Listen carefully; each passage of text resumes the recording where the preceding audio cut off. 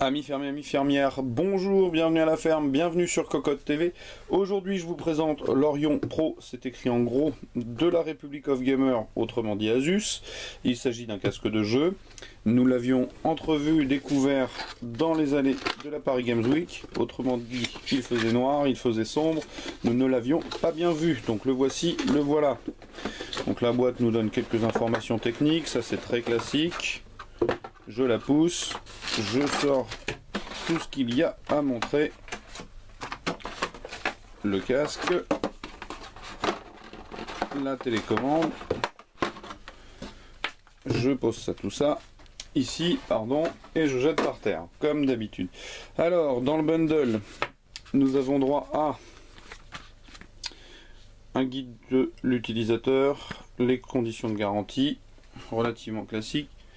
Une petite chose, en caoutchouc, badgé Republic of Gamers. Alors la petite chose, j'ai triché, j'ai regardé, il s'agit d'un manager, c'est écrit comme ça, de câble. On passe le câble ici, et on l'enroule, on l'enroule, on l'enroule, et on le refait ressortir ici. Et ensuite on ferme, ça évite que ça s'en mêle, pardon, pas ça s'enroule, justement.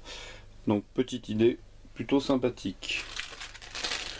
Nous avons, pardon, je me trompe de câble, la télécommande, puisque le Orion, pardon, est un casque, comme on l'appelle, driver free, c'est-à-dire sans pilote, semblerait-il.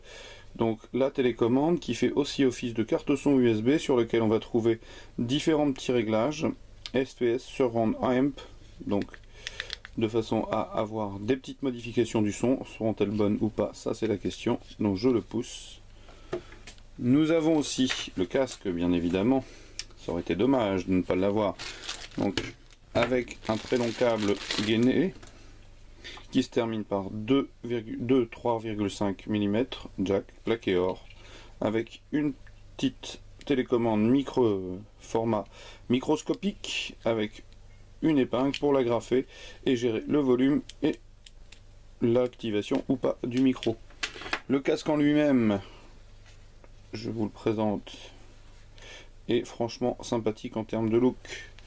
Les petites platines Aluel nous disait sur le côté sont super sympas, avec le rappel du regard, la Republic of Gamers, le petit mèche qui va bien, c'est à la mode, donc une bande de plastique rouge, des grosses oreillettes avec une ouverture de 100 mm semblerait-il pour pouvoir y caser de grandes oreilles, un serre-tête assez massif, un peu moins qualitatif, avec une mousse recouverte de sky très souple, idem pour ici, avec, j'ai oublié, pardon, l'étoile acoustique rouge, petite touche de look, sympa, un rappel ici d'Asus, des réglettes métalliques, les réglages sont un peu souples, pas très marqués, et de l'autre côté c'est pareil, mais un casque franchement sympathique au niveau du design.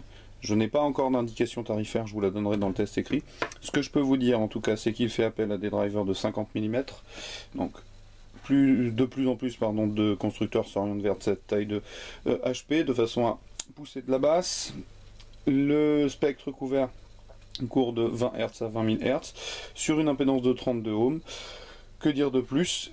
Qu'il propose quand même, comme il est de conception fermée, une petite isolation acoustique qui tourne autour de 30 dB, à voir, c'est peut-être sympathique, ça peut en tout cas être sympathique, et que il pèse 268 grammes, que le câble mesure au total 2,5 mètres, bref, de quoi jouer et s'énerver, sauter autour de son